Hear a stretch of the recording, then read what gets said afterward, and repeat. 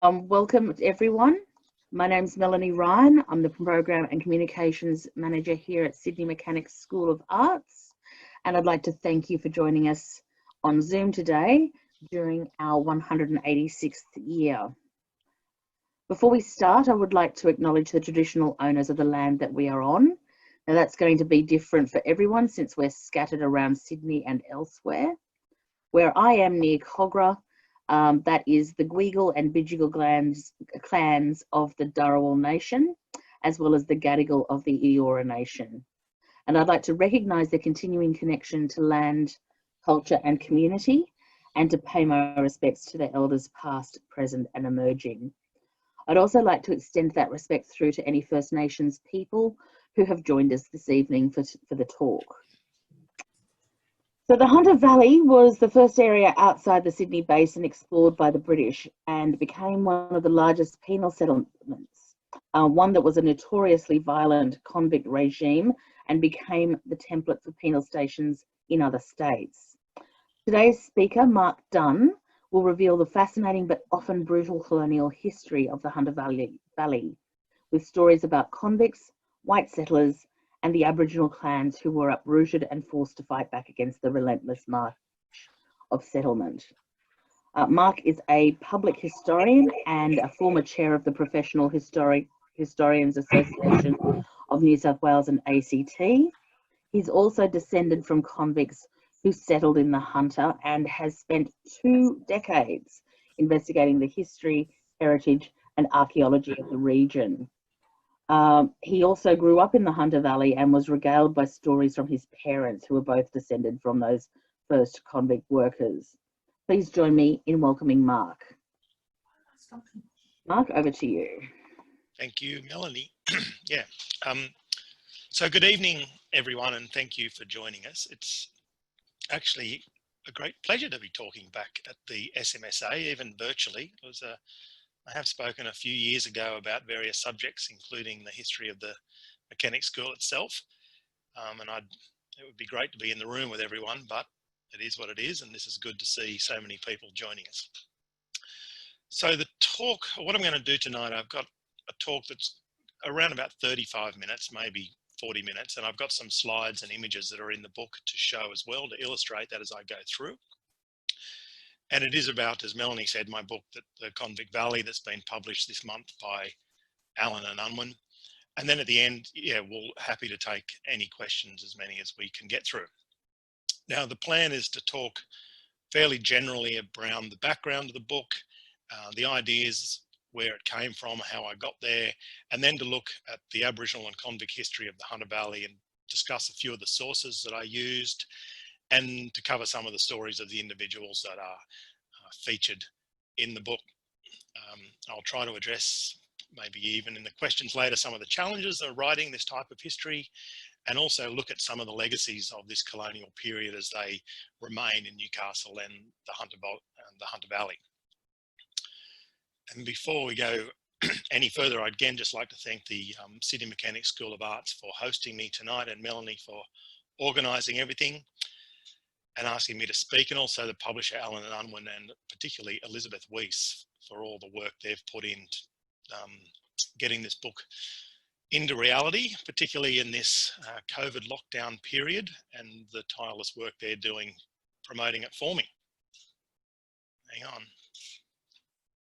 We seem to have some issue. I hope you can all still see me. Before I go any further, though, I'd also like to acknowledge the traditional custodians of the land that I'm actually speaking to you from, which is the Gadigal and the Wangal people of the Eora Nation. I'm just also acknowledging, yes, that the Gadigal and Wangal people is where I am. I'm in Sydney tonight, but I also want to acknowledge those people on the country that I am talking about, which are Awabakal and Warramai people, the Wanora, Darkinjung and Kamilaroi. Oh, there we go, we're back. So, like a lot of Australian history books, then the foundation for this, the Convict Valley, are many and varied, as you'd imagine. As Melanie said, family stories got me interested in this history from a young age. And then I did a degree in history and worked as a historian in a consulting role. And this made me think more deeply about and wider on the Australian past. Then I completed a PhD, which laid down the bones for this book itself.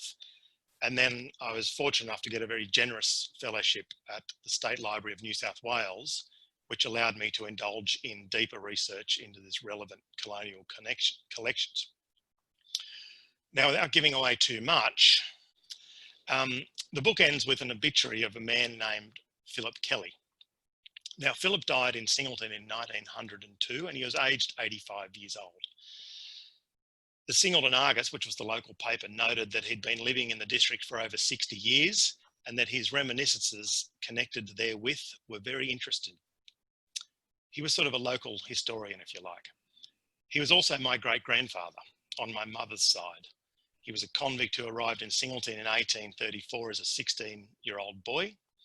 Now, the obituary didn't mention that he was a convict, and when it said that he'd been in the district 60 years, that was only 60 years since he'd been made free, not 60 years since he'd actually arrived.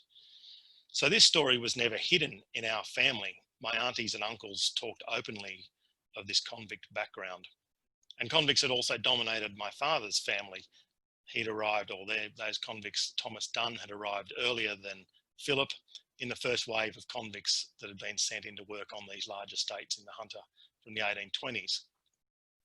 But this open memory, as most of you probably know, isn't necessarily the case for everyone with a convict past, or indeed all regions with a convict past. And if you're looking at the screen now, you can see an image there. That is my great-grandmother marked with the X, with one of her daughters. Her name was Margaret. And the house is the house that Philip the convict built for the family and was standing in Singleton up until the 1940s. Now, this book, though, is not a family history, but it's rather an attempt to put some context around those family stories. And one of the questions I had was, where did all these convicts actually go? Now, I knew, obviously, that I was descended from convicts, but I didn't know much about those convicts after their period as convicts and their later experiences. In the Hunter Valley, for those of you who know the place, there are many heritage homes, large grand estates from this period, and a lot of them have vague convict stories associated with them, but many of these are also apocryphal, the classic being that convicts were chained up in basements or were in underground cells. There's very little said around the role of convicts in actually working these farms and working these estates or managing them. And I suspected that most of the towns in the Hunter Valley, including Newcastle, were convict places, and they were full of former convicts and their families trying to get a foothold, like Grace Carskins has shown in The Rocks in her books. But there's obviously, and there was a much larger gap in my knowledge of the Hunter Valley, and that's its Aboriginal story. So despite having visited several sites as a child, including this one, Wyoming Cave, the Aboriginal place and the history of the place that I grew up in had not been taught at school, and I did not study it later. Now, this is not, again, not unusual, and sadly, it's the case for many people in many places still.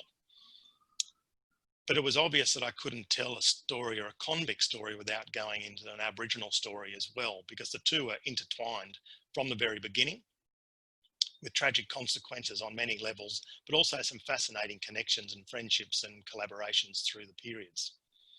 And there's one final reason for writing the book, and it was both a practical and a bit parochial. Regional histories are not as popular as they once were, and the more professional work that I did in the Hunter Valley in heritage and archaeology, research around those sort of sites, the more apparent it became to me that it had been a fair while since anyone had actually written an overview history of the place. The last one that was done really was Dawn in the Valley, which was written in the early 1970s. But then there'd been other good histories, very good histories of colonial sources with Aboriginal people, written by Helen Brayshaw. It came out in the 1980s, late 1980s, and then a series of local histories by Cynthia Hunter around Maitland particularly. And there's a lot of local history society publications for each town, but there was nothing really pulling all this together and taking into consideration new developments and historiographical approaches. So as a region, I thought the Hunter Valley had been largely overlooked in Australian history more broadly. despite it being one of the earliest areas of contact and convict labouring and agriculture, and having this rich and interesting Aboriginal history. Now, it's impossible to tell all the stories of a place, and especially one as large as the Hunter. So this book is not a definitive history of the area, and it's not supposed to be either. Instead, what I've done is explored a 60-year period from before the British arrival through the Valley's period that was closed off as a penal station up until the early 1820s, and then into the years of free settlement and the rush on land and all the violence that followed that. And it's in this period that the foundation for a modern Hunter Valley was set down, and after that, things begin to change quite rapidly. So I'll start talking a bit about the Aboriginal history of the place first. And as with every region in Australia, the Hunter Valley has a very rich Aboriginal history. And the archaeology there confirms that it stretches back at least 32,000 years and possibly longer. This work through the Hunter has uncovered a huge array of sites, from the art and ceremonial sites like you can see there now, campsites and settlement areas, burials, and lots of evidence of post-contact sites. There are vast, deep midden sites of shell and seafood remains around Newcastle Harbour, some of which are still there under the modern city, and also stretching up the waterways of the Hunter and other rivers, which show a rich diversity of foodstuffs, but also indicate a long history of occupation and sort of sedentary occupation, not a nomadic wanderings as some histories have sort of suggested. Now, while the book touches on this past and it sets that story, it's actually the contact period that I was most interested in. So what I was asking was, what was the impact of the penal station on Aboriginal people? How did they react to it? How did they interact or resist it? What happened afterwards when the valley was made available, particularly to the free settlers, and there was this land rush?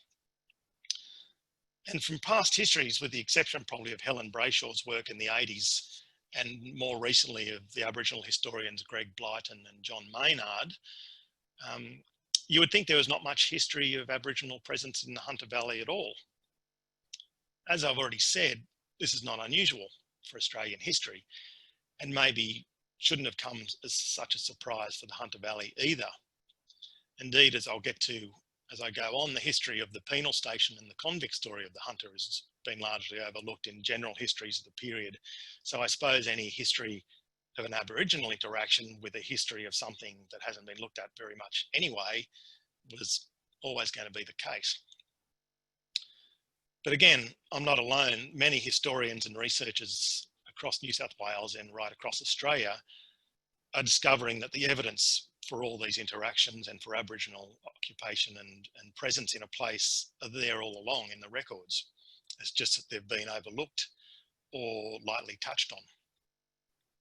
So for my research, particularly around the Newcastle convict period between 1804 and 1822, I relied quite heavily on the official records of the colonial secretaries, which are held in the New South Wales State Archives.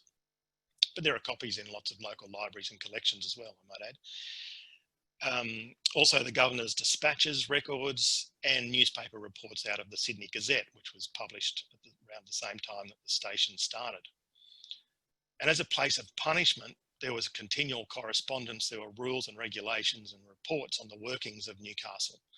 And it's in these, if you read them closely enough, that you soon uncover a multitude of Aboriginal names and interactions in Newcastle. Now, much of the information is actually concerned with Aboriginal trackers being used to bring in escaping convicts out of Newcastle. Most of the convicts who absconded were caught, and with Aboriginal trackers working alongside the garrison soldiers mainly involved in those captures. There were also convicts that were brought in by Aboriginal groups who were themselves looking for a payment of food or tobacco or blankets. Now, in some cases, this actually leads to tragic outcomes, with reprisals then happening against Aboriginal either groups or individuals by these running convicts. You can see on your screen there, there's an image of a very well-known Sydney man called Bungaree. He's actually the first Aboriginal person that's identified by name in Newcastle as having brought in or having assisted in the capture of runaway convicts, which happened in October 1804, within the first year of the station. But he's also one of the first that we know of that suffers some consequences from this. It's in the same year, in 1804, that Bungaree's father is actually killed by a group of runaway convicts a short time after Bungaree has assisted in bringing in others. Now, we don't know if there's any connection between those two events, but it's certainly a sad coincidence if there isn't. The convicts were caught and brought back to Newcastle, but they were never charged with any murder at that point because there wasn't enough evidence, as it was said at the time. But Bungaree himself was actually a very regular visitor to Newcastle. He'd acted as an intermediary and an interpreter on the very first survey of the area in 1801. And then he returned in 1804, not only to track these absconding convicts, but he'd also escorted 6 other Aboriginal men from Newcastle who had come down to Sydney. The governor had asked Bungaree to take them back on one of the ships that was running convicts back up to Newcastle.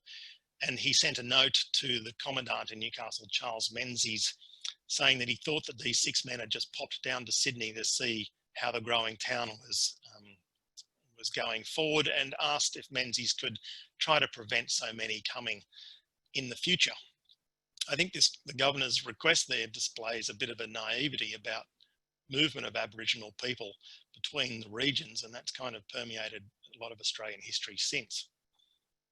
But Bungaree, as I said, comes and goes, and he appears to keep coming and going well into the 1820s in Newcastle, which makes him as much a Newcastle or a Hunter man as it does a Sydney one.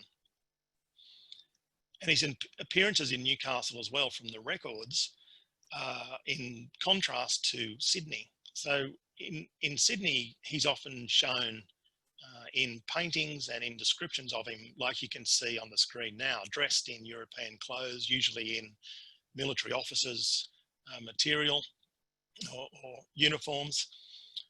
And it's sort of a performative kind of piece, if you like, with Bungaree in Sydney. But in Newcastle, we don't have any paintings of him as such, or any images of him there, but lots of descriptions of him in much more traditional roles, where he's a leader of a war party, or he's participating in leading corroborees, which is, as I said, in contrast to his Sydney role. And the more I looked at the sources around Aboriginal Newcastle and the Hunter Valley that were available, the more obvious it became that, like Bungaree, Aboriginal people were moving freely and regularly back and forth between the 2 British outposts at Newcastle and at Sydney, as well as right through the mountains towards what would become Windsor, and then over the mountains going north and west up onto the Liverpool Plains and everywhere in between. This was no more obvious maybe than in the accounts that I came across, and they're in the book, of British explorers. Their accounts are full of encounters with Aboriginal people. Indeed, just about every successful exploratory party had at least one Aboriginal guide going with them. And the screenshot you can see now is an image from an account by James Atkinson of his journey through the Hunter Valley. And you can see there the British on their horses and 3 Aboriginal men with them. The man at the front in the blue coat with the musket is what we might refer to as a professional guide, probably someone not unlike Bungaree maybe, that lives around a European settlement and is familiar with Europeans and the British and the way they're going about things. And then we have 2 men in more traditional garb there that are more likely local to the area, and it's quite likely that the professional Aboriginal guide has arranged for those men to take them through their particular area of country. And some of these encounters are quite extraordinary. So Benjamin Singleton, of which the town Singleton is named after, led an unsuccessful exploratory attempt out of Windsor in 1818. And in the area of the mountains around Putty, those of you who know Sydney, you might know where Putty is, his group came across a group of Aboriginal men that he estimated to be around about 200 in total. And the leader, as Singleton later wrote, of this group was a man by the name of Morby, who Singleton said spoke some English. and they conversed about where Singleton was going and what his purpose was. Now, Singleton had left Windsor, but he thought he was heading towards Bathurst and the Bathurst Plains. However, Morby corrected him and spoke instead of a wide tidal river in the northeast, which is the direction of Newcastle. Now, Morby's English skills suggest that he had had some prolonged contact with English speakers, and this is likely to be at the Convict station in Newcastle at this time, or in some satellite camps around modern-day Maitland where they were timber cutters. Now, if this is the case, that means Morby was a long way from where he'd learnt English in the wilds of Putty, and shows that people are moving through this landscape all the time, even if the British can't work out how to get through it. But of course, not all these encounters are so amicable. And as more settlers come into the valley, the violence and the risk of violence starts to increase. And violence was a constant threat for many Aboriginal people, particularly into the 1820s and 1830s. Now, the Hunter Valley is maybe not one of those frontiers that we think of when we think of the violence and colonial violence. Often we think of Sydney with the Appin massacre and the Hawkesbury Wars, then maybe out to Bathurst, and then probably Mile Creek, and then further into the northwest. But in the Hunter Valley across the years between 1825 and 1827, there was this conflict, or almost a war, raging, with at least one recorded massacre site and probably one other. The mounted police had been deployed here as they were at the same time in Bathurst. There were executions of prisoners, there were attacks on camps and family groups. And Aboriginal warriors also targeted settlers and the convict farmers, and they were raiding crops, burning property, attacking the harvest and defending their country as settlers kept coming. Now, a close reading of these events, again, and I've gone into this more detail, of course, in the book, was that these attacks on the British were not random. They were targeted events. They were all in response, or at least I think they are, to earlier violence, to the stealing and rape of women, the killing of Aboriginal people and other events around the Hunter. But on the flip side, some British settlers were protected from Aboriginal attack by knowing and getting along with the Aboriginal people around them. Now, the most dramatic case was probably that of a family by the name of the Ogilvies, who had a property at Merton, which is out near Denman in modern day Hunter Valley, which is in the sort of towards the mountains on the river. Now, the father of the family, William Ogilvie, was away in Sydney in early 1826, and his wife Mary and son William Jr. and other children were on the farm when a group of around 200 warriors, all painted and armed for war, came to the house. Mary and the family knew the leader of this group by name. His name was Jerry. And the issue Jerry had was that there'd been an arrest of 2 young men at the property by the mounted police a few days earlier. They'd been taken down to Newcastle by the police. Before that, the week earlier, Jerry himself had almost been arrested, but had been saved through the intervention of Mary. And essentially, Jerry had come back with the warriors wondering why she'd intervened for him, but not for these 2 young men that had been taken. And this is where the connections that people made on the frontier could be crucial. And in this case, Mary explained via William Jr., her son, the police had tricked the 2 boys into going with them to act as guides before seizing them. And William Jr., crucially, could speak the language. He was speaking to the men in their own language. And so he diffuses the situation and any further violence is avoided. And Williams probably learnt this by playing with Aboriginal children or being around them on the estate. And there's lots of those examples that I pick up and discuss further in the book. Now, the other hidden story of the Hunter, as hinted by the book's title, of course, is its convict past.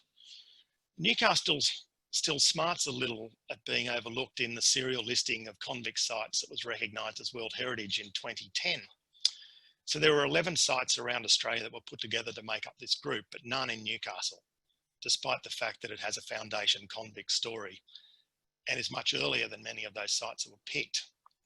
But with few convict remains above the ground, this history has kind of faded from the memory of the city.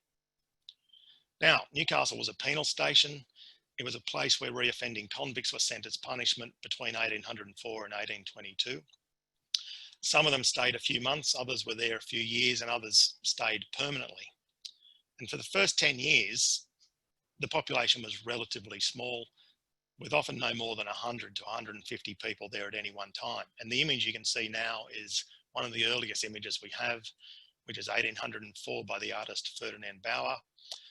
And you can see, for those of you who know Newcastle, that is Nobby's Island sitting out by itself in the middle, which is now connected to the mainland. And in the sort of middle foreground, there are a number of tents and small buildings that are starting to be erected.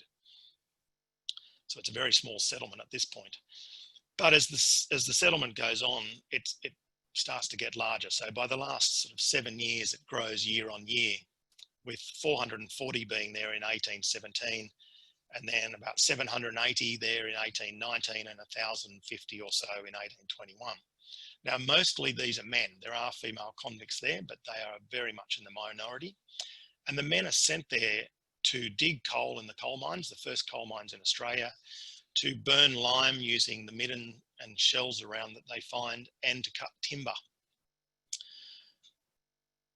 And here's an image of some of those timber getters.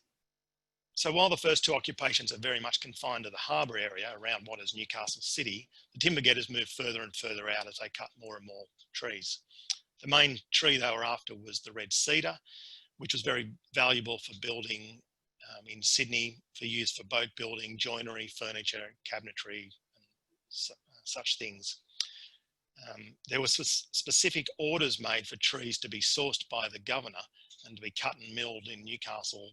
We know, for example, for a table at Government House in Sydney, and also for the doors of the Colonial Secretary's house. So it gives you an idea of the kind of regard that this timber was held in. So those convicts and their guards in these timber gangs are the first ones that are moving inland up the river. They're the vanguard of later settlement, and they're the first to encounter Aboriginal people away from the coast. The main timber camps were established at Morpeth and Maitland, and from there the gangs sort of went out further and further roaming for trees. And parties went as far up into the backcountry as the Patterson and Williams rivers, up into the tops of Barrington Tops, and up the Hunter River as far as the town of Branxton, and possibly even to Singleton. And then from 1812, they're joined by the first small farmers along the rivers. So there were small-scale farms established under the direction of Governor Macquarie at Patterson's Plains, which is now the town of Patterson, and at Wallace Plains, which is Maitland, so near the timber camps. These were convicts that he was trying to get onto land to give them some sort of investment in making the settlement work. So some of these farmers stayed on their land. Their families were still there in the 1840s in some cases.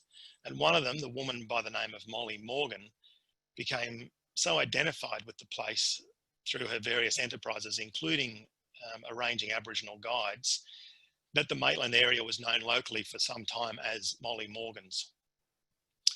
So in 1822, the penal station actually closes, and most of the government convicts are moved north to Port Macquarie.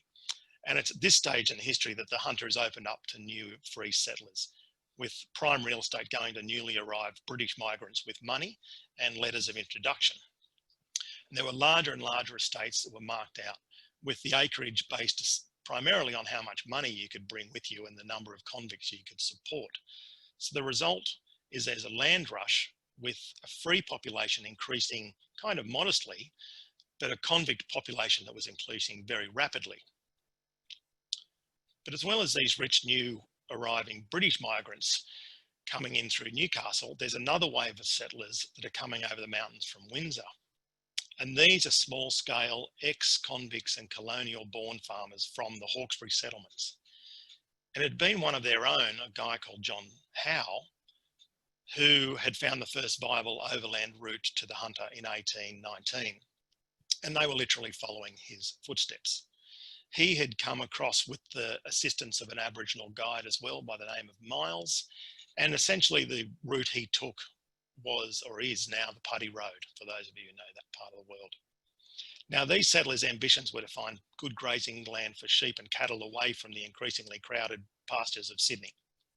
And inevitably, they come into conflict with these richer settlers who've got the same idea. Each group considered the land was rightfully theirs.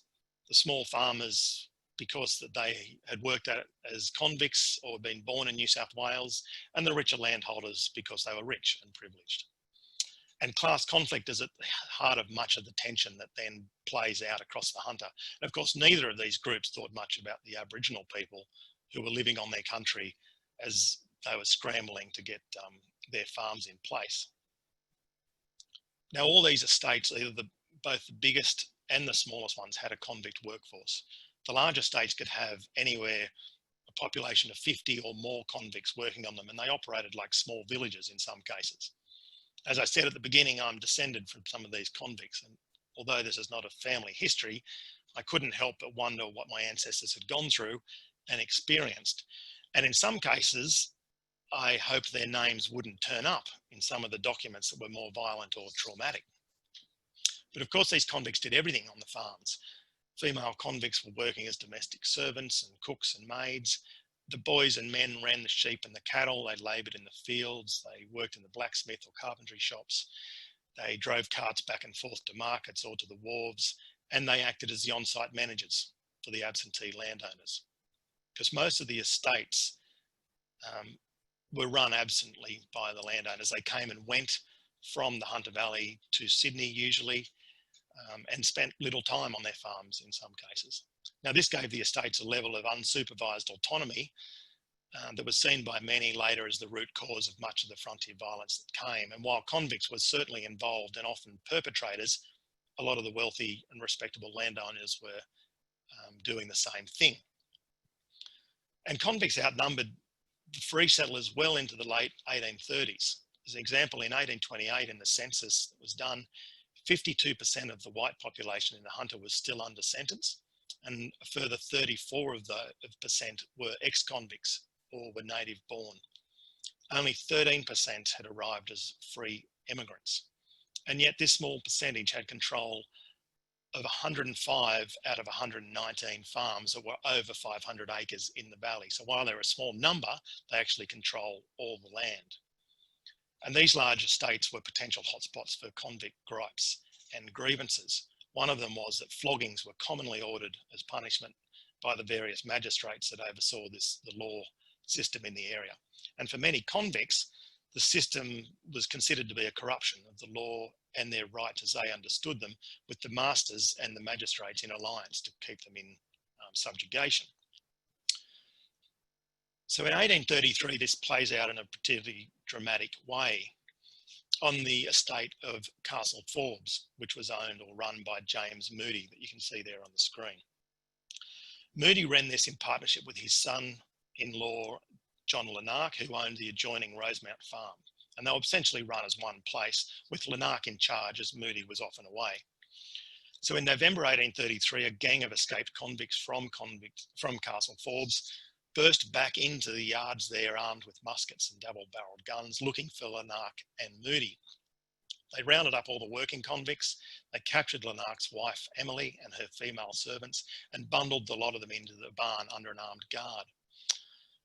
The ringleaders then told Emily that they intended to find her husband, Lanark, and bring his head back to be stuffed in the chimney for his harsh treatment of them and the excessive use of the lash.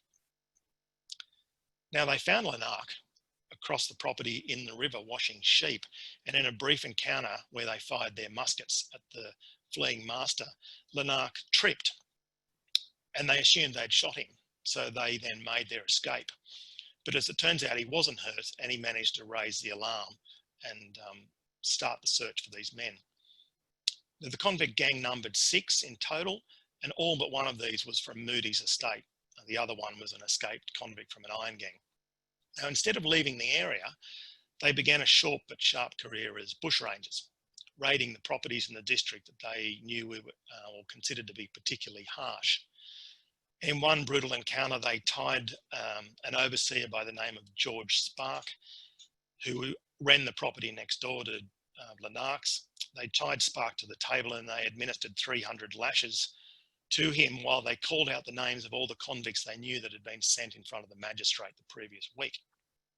Now, the uprising doesn't last long, and with the aid of Aboriginal trackers and a party of convict servants and local settlers, the magistrate, Robert Scott, tracks them down to their hideout after only 5 days. One of the gang leaders, James Henderson, is shot in the ensuing melee, and the rest are captured and all but one was executed. The one who wasn't was sent to Norfolk Island. Of the executed group, 2 of them were brought back to Castle Forbes, where they were hung on a scaffold on the road into Singleton as a reminder, and the rest were hung in front of a large crowd in Sydney. Now, the uprising was brief, as I said, but the ramifications were felt more widely. It was unusual at the time, but the convicts gave evidence at their trial about the brutal treatment that they had got under Moody, and it prompted the governor to actually have an inquiry into the matter. This was an extraordinary affront to someone like James Moody, who considered it their right to run the estate without being meddled with from the law in Sydney in particular.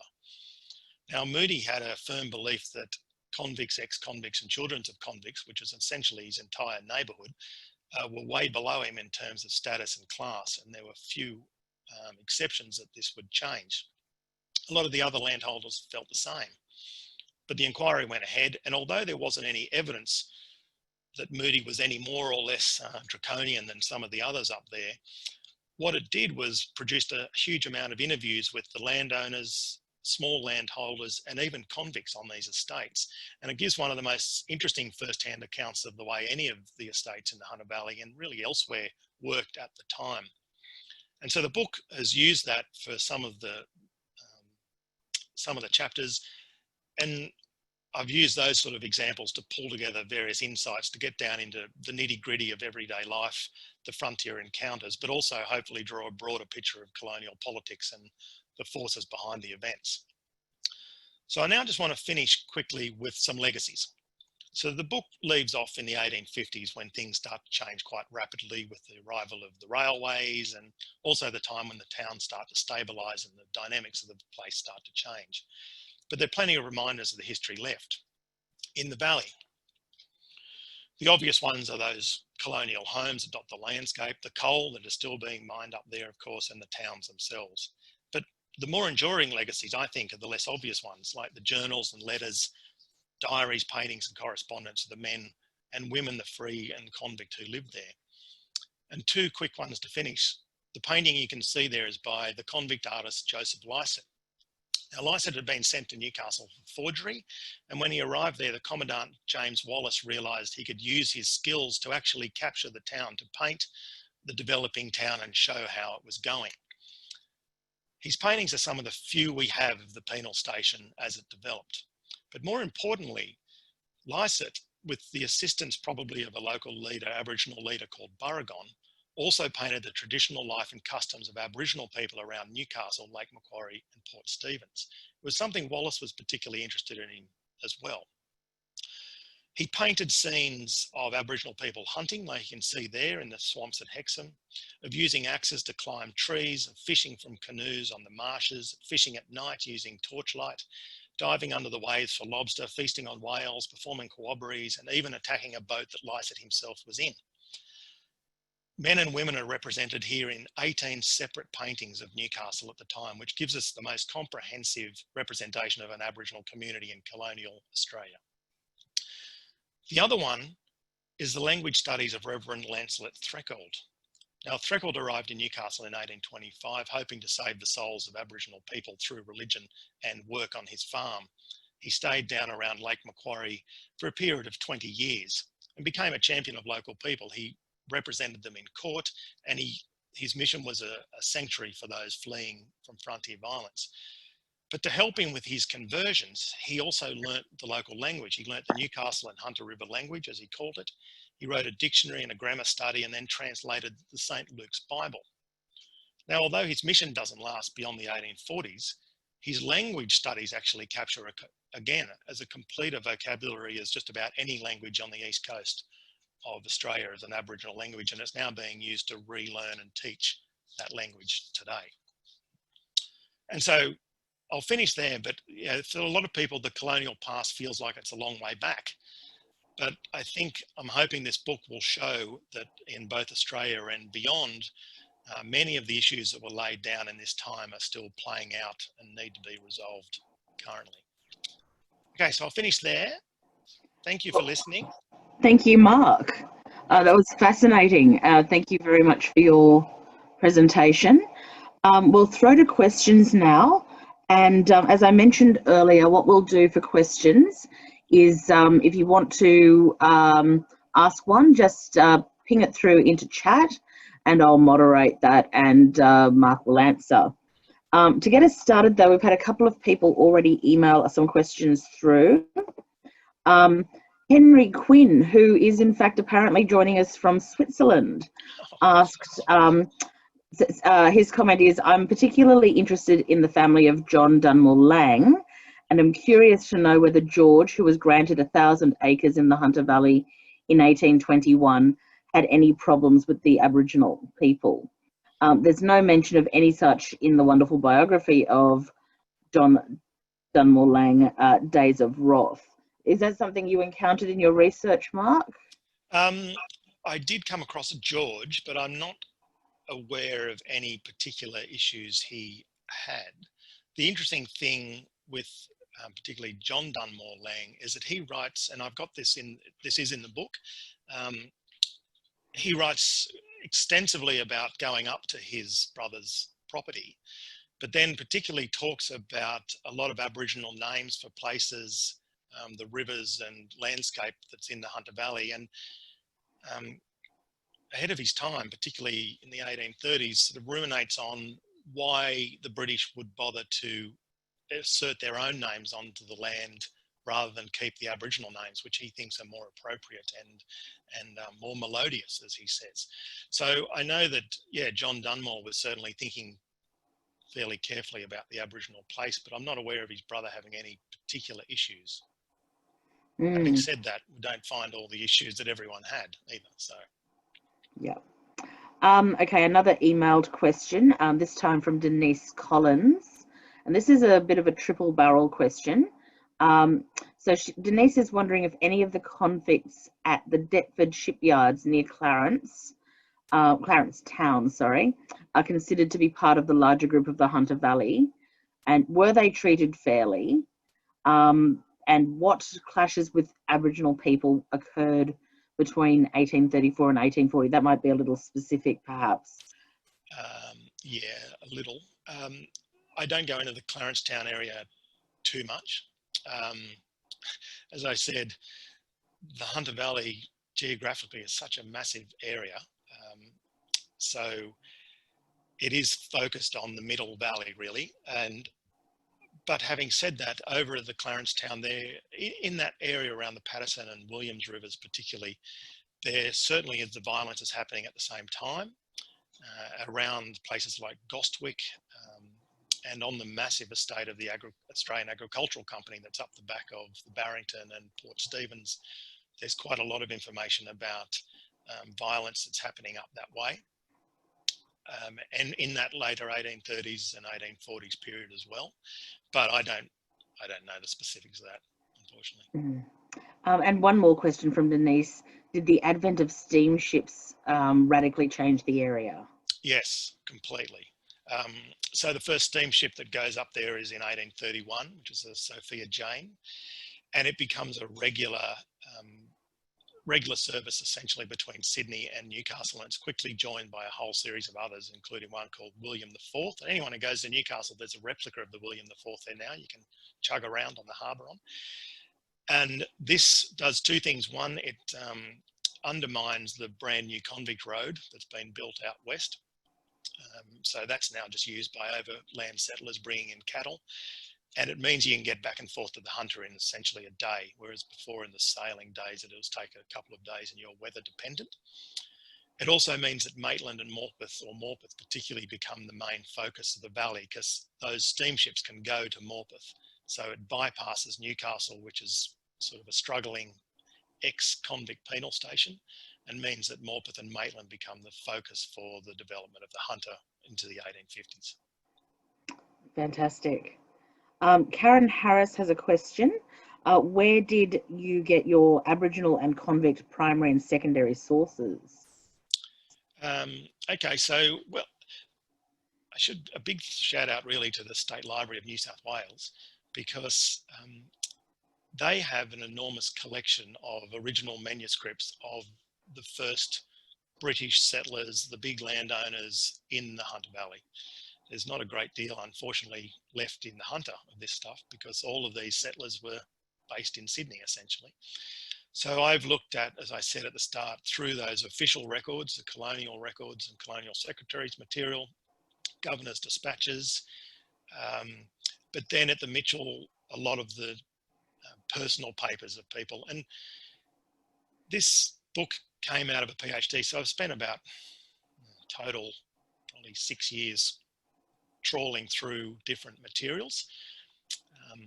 And so, yeah, if you see, people who've got the book, you'll see in the back the bibliography there, all the various sources. So it's everything. Some of them are just literally one-page letters with one line, and some of them are full collections of papers of 20 and 30 or 40 pages, all on Aboriginal material. So like Lang's papers, for example.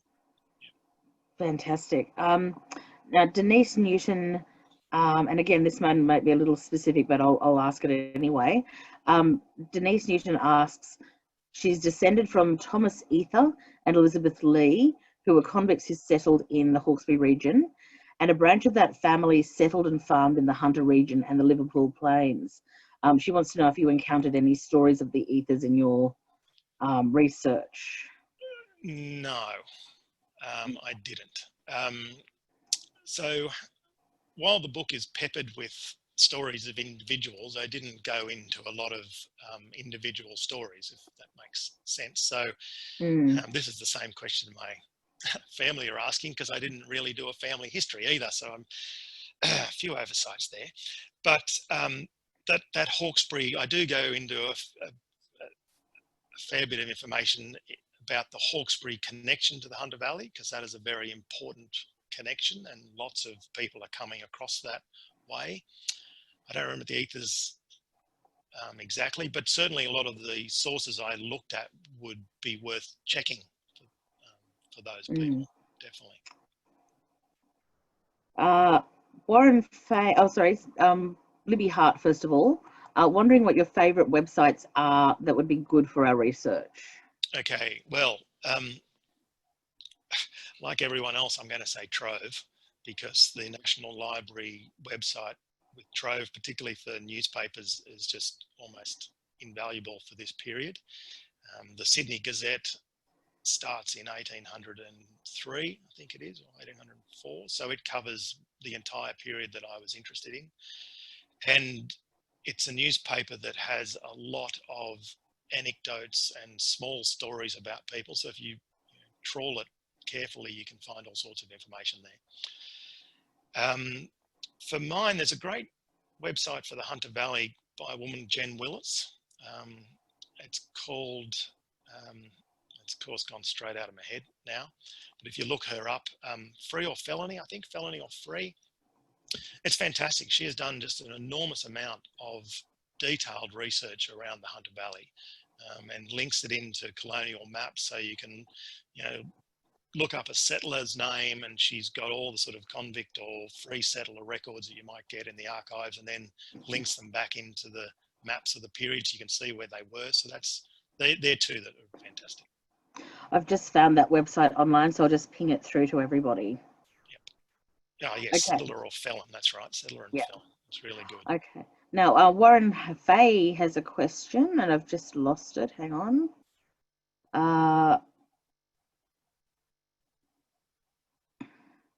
Here we go. Did you find any references to the convicts believing that if they travelled past the Hawkesbury, presumably past Newcastle, Maitland, they would find China? No, I didn't. There's plenty of them running from Newcastle, that's for sure. But most of them by then know the direction to Sydney, so they're heading back towards the Hawkesbury.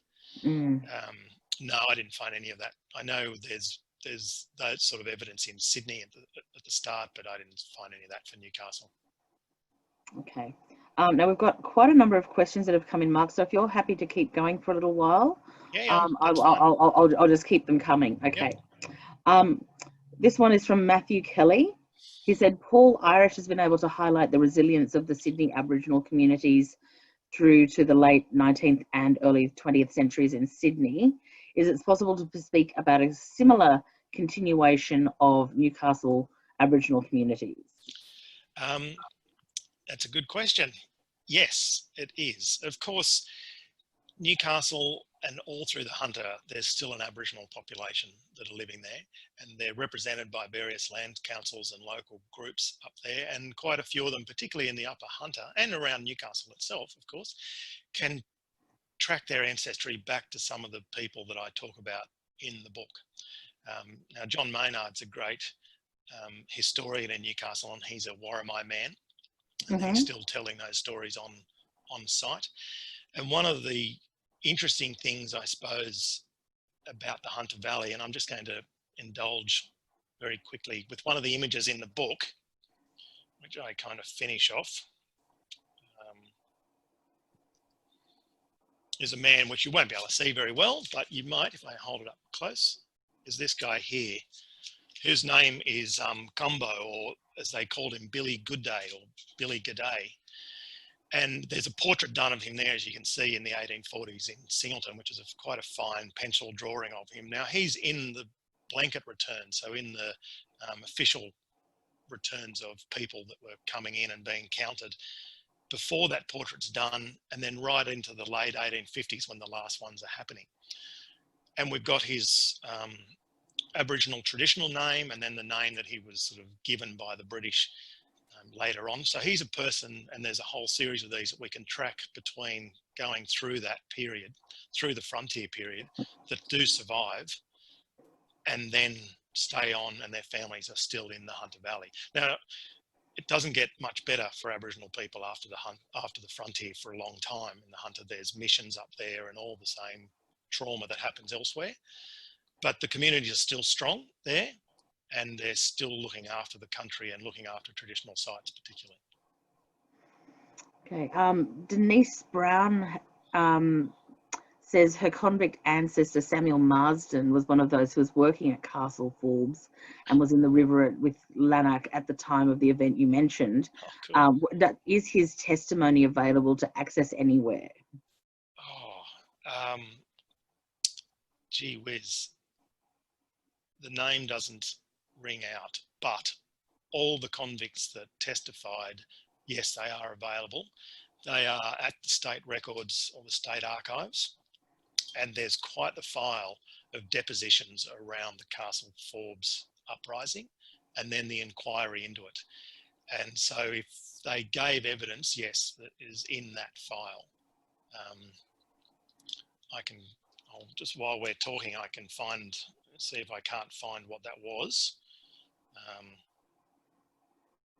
Yeah, so it's actually, some of them are in the Supreme Court records. So it was a trial versus Anthony Hitchcock, John Poole and James Riley. They were the ringleaders that were then executed.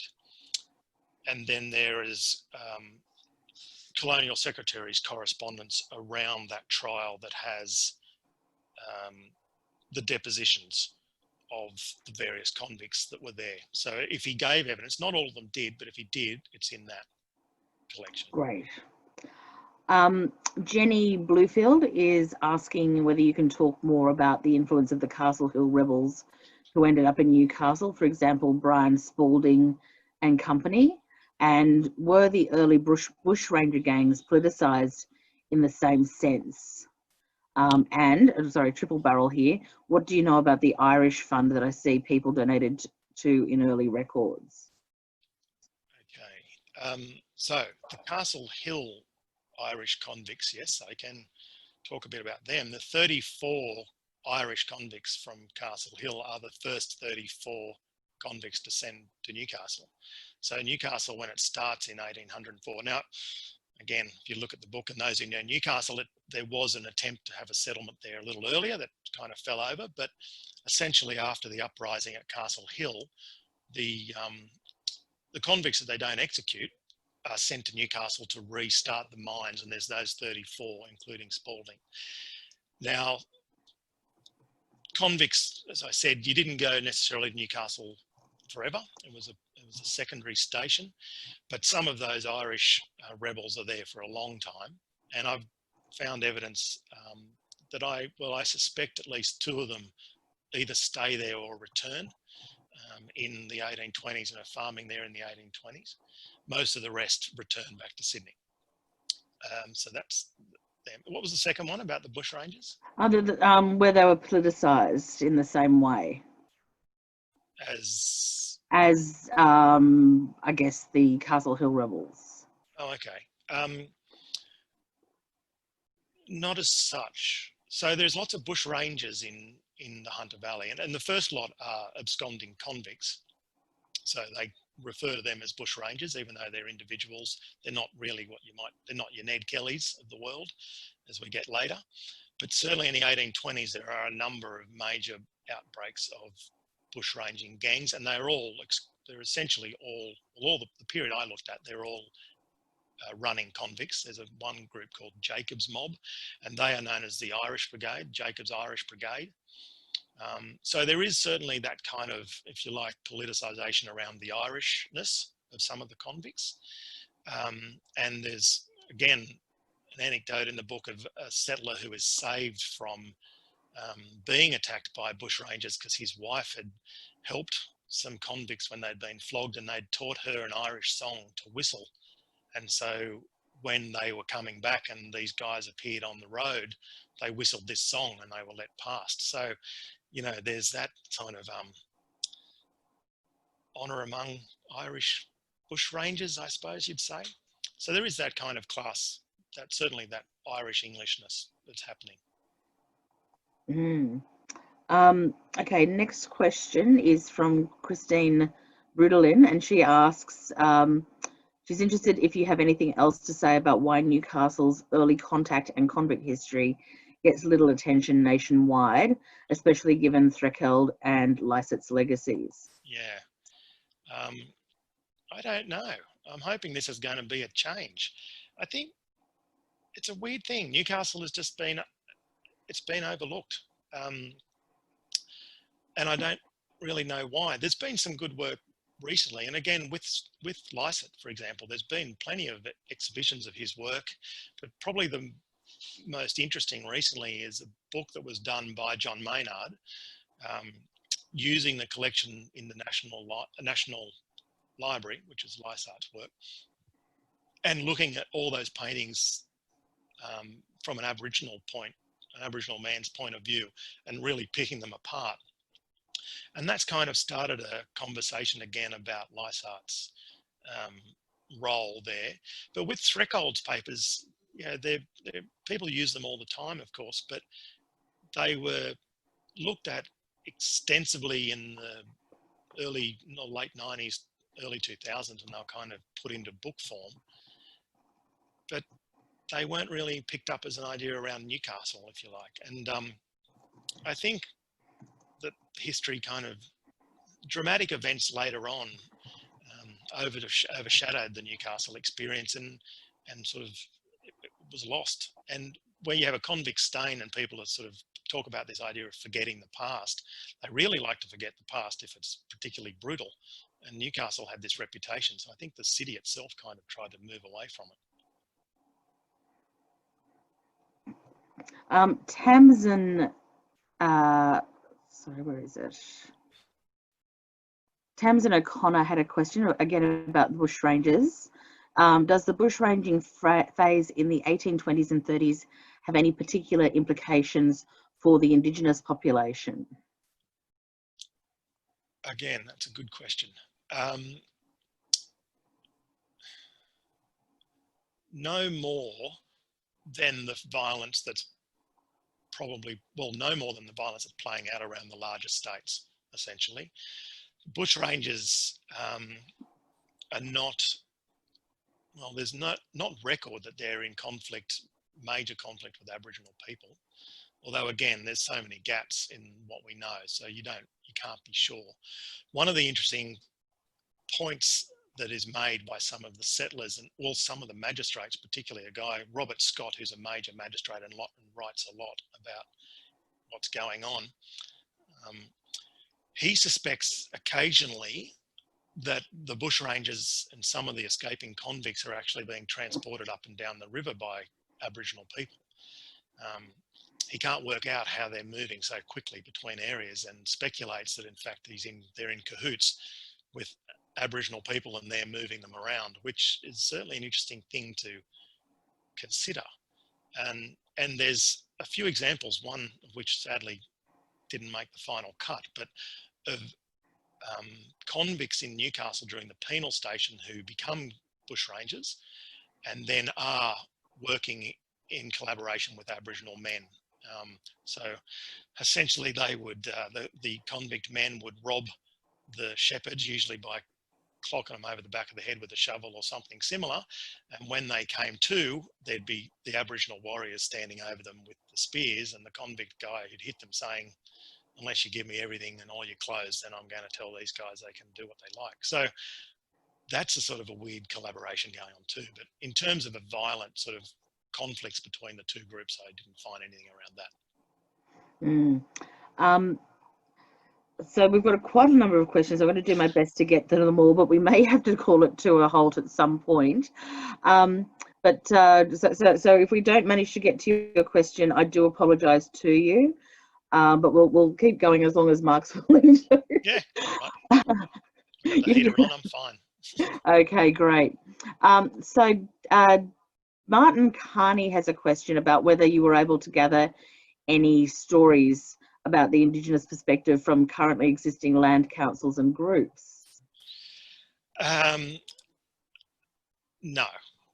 to the short answer. I did speak with, I've been talking on and off for a number of years with John Maynard, who I've spoken about, and another Aboriginal guy up there who's Ray Kelly, who's also from the area, and then up around in Singleton, group Laurie Perry and his family, who I know. So I've been talking more broadly about what I'm doing and sort of putting ideas to them and making sure I'm on the right path. But no, I haven't been in contact with the land councils themselves. And I was trying to, it's the colonial nature of it, and I was really looking at the documents and the way that's played out. So no, but it's something. I guess when you're writing any history, you have to put some boundaries in place. Otherwise, you could continue researching for the next 30 years. Yeah, well, that's right. And I have, so those contacts, and they were those three guys particularly were really good in giving me some tips and advice around stuff. Definitely. Okay, this sounds more like a comment than a question, but I'll read it out anyway. The convict Francis McNamara, aka Frank the Poet, was assigned to the Australia Company's colliery and wrote a marvellous poem called For the Company Underground, saying, with great sarcasm, under which circumstances he would work for the Company Underground. For example, when the cows in lieu of milk yield tea. Do you know of McNamara or any records of him in the area? I know Frank the Poet. I haven't come across him in my studies, but again, to be honest about it, I only touched on the Australian Agricultural Company coal mines towards the end. They're a thing that really start to change the valley quite rapidly. And they did have convicts. They had convicts, lots of convicts working in their mines up until the mid-1840s. And their records are actually in Canberra at the Australian National University. And they've got an enormous, it's one of the largest corporate archives in the country. And there's a lot of information about their workers. So that is somewhere you can definitely look if you're interested in that. And the other thing is Newcastle bench books and magistrates books for that period, the 1830s, have quite a lot of Australian Agricultural Company convicts in the coal mines that are being punished and being pulled out in front of the magistrates. So there's certainly material in there too. But I do know of Frank. I just didn't come across him personally this time. Yeah. Sorry, I've just been trying to keep up with the chats here. I'm just scrolling back to where we're up to.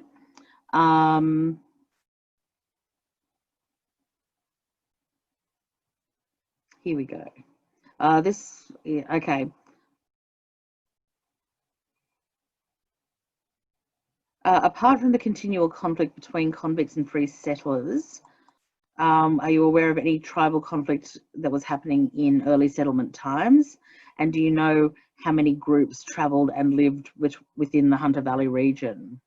Yeah, again, there's a bit of information around this, and I mean, I suppose people might find the history is a bit high level in some ways. I haven't gone into lots of detail on some of this material. Yeah. There was tribal conflict around, there's no doubt about that, and the slide I showed of Bungaree at the start, he's a nice conduit into some of these stories. There is for example, there's an Aboriginal man in Newcastle during the penal station period, about 1808 or 9, who actually kills some convicts, and they're looking for him, and he's identified as having a large divot in his forehead that was given to him by a blow from Bungaree in a tribal fight. So there's little hints like that. So we know that has happened. And then in later periods in the 1840s, early 1840s, there is still traditional fighting happening around Maitland between the various groups. And by then they're being identified as sort of the Glendon or the Sugarloaf or the Port Stephens Aboriginal groups. So they're still fighting traditionally in the backs of the towns at the time. In terms of groups and how many groups travelled or lived within the Hunter region. So there's the main large groups are now what we call the Awabakal, which is Newcastle, the Warramai, which are around Port Stephens, the Wananora, which are the Central Valley, up to around the Muswellbrook, top of the valley kind of area, Middle Valley. Then you actually have the Gamilaroi or the Kamilaroi people coming in. So they stretch from the top of the Hunter all the way over the Liverpool Plains and up towards the Queensland border. And then in the mountains to the south around the Central Coast, there's a Darkinjung, and they come into the edges of the valley too. So they're the main groups. And then within those, there are various other smaller clan groups and stuff. Yeah. We might be able to, I think there's only a couple more questions to attend to. Yep. Clark Gormley asks, is there much recorded detail about the experience of the escaped convicts when they lived with the Aboriginal people in Port Stephens in the 1790s? Oh, Clark, no, sadly. I've been looking further for these guys since I started. So what Clark's referring to is really the first British into the Hunter Valley are a group of 5 escaping convicts out of Sydney, and they escaped using a boat. Their boat is wrecked and they go on shore at Port Stephens, and they live there for the next 5 years amongst the Aboriginal people. So it would have been the Warramai people. They get wives, they are given traditional names, they have children, they're in that community, and they're one of those stories that you see a lot of elsewhere around Australia. But I don't know anything else about these guys. All that we have from them really is that they escape. I know we've got that detail. And when they're recaptured, the David Collins, who writes the first sort of histories of the colony, he was a first fleet officer, he talks about them being back in Sydney and being recaptured. And the interesting thing he says is that he says that they talk very happily of their time with the people, and that they've been very friendly. So, but I've been trying to track these guys since, and I haven't been able to get them yet, but I will, hopefully. One of these days. Yeah. Okay, Megan Roach says that her ancestor was James Boland, who was assigned to W.C. Wentworth at Lukins. Sorry, I can't pronounce that. Tire, is it? Thank you, that's the one.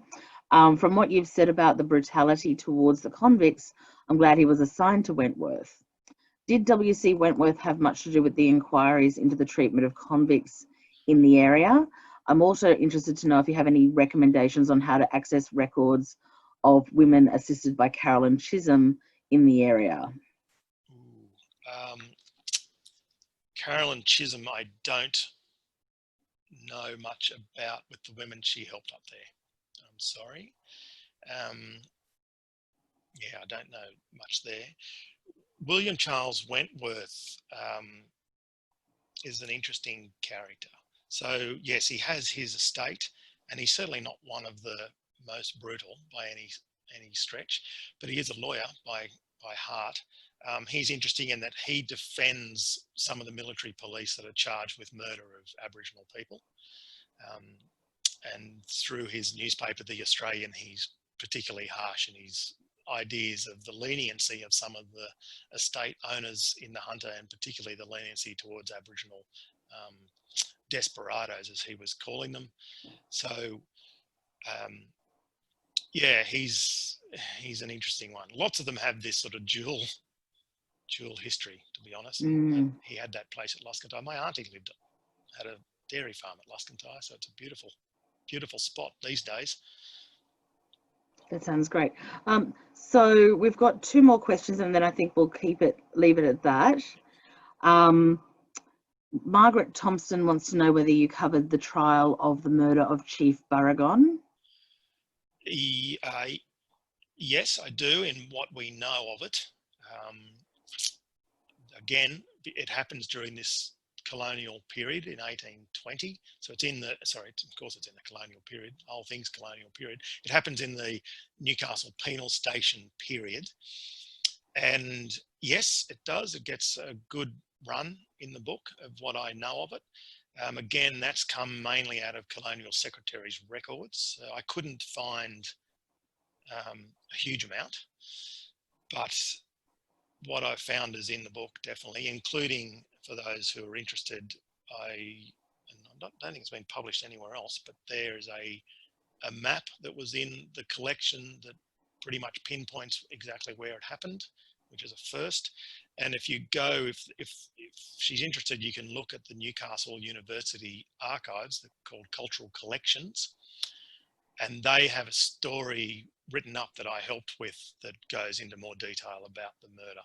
Yeah, but it's the first time a British person is executed for killing an Aboriginal person in the country, way before Mile Creek, which is the famous one.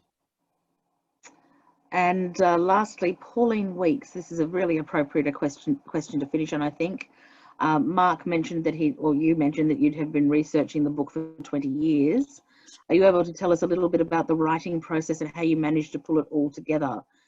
Do you have a timetable for writing that you adhere to? Oh, that is a good question. And it also allows me to clarify a bit. You're probably looking, going, 20 years, what?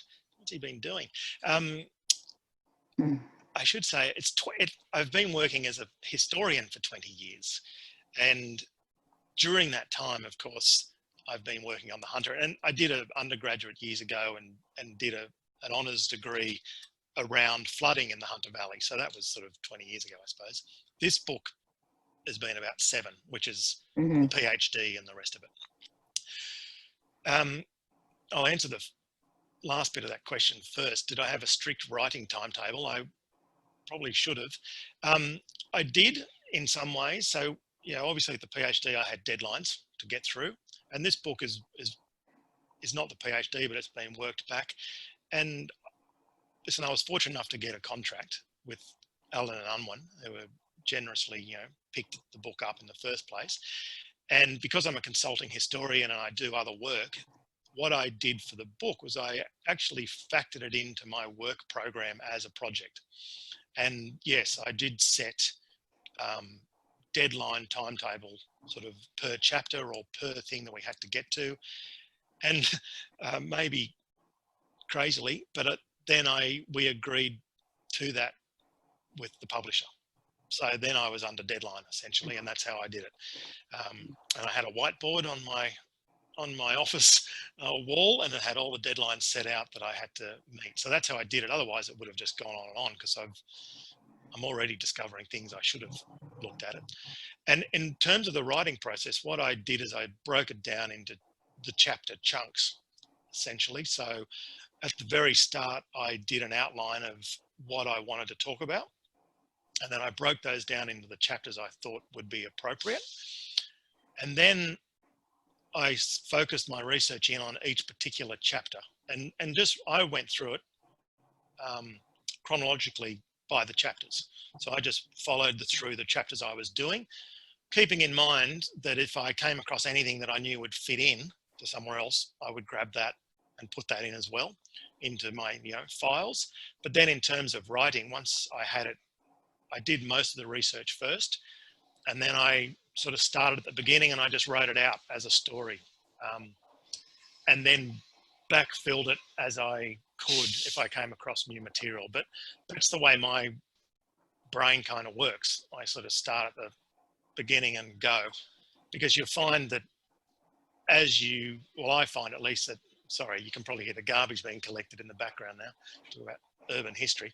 So as I work, or it works for me that, the more I'm researching, it builds the story in my head, and then later things make more sense because I can go, oh, hang on, that's the same person that I met 5 years ago as a convict here, and now they're here. So that's how I did it. So it was a chronological process with some backfilling as it went, essentially.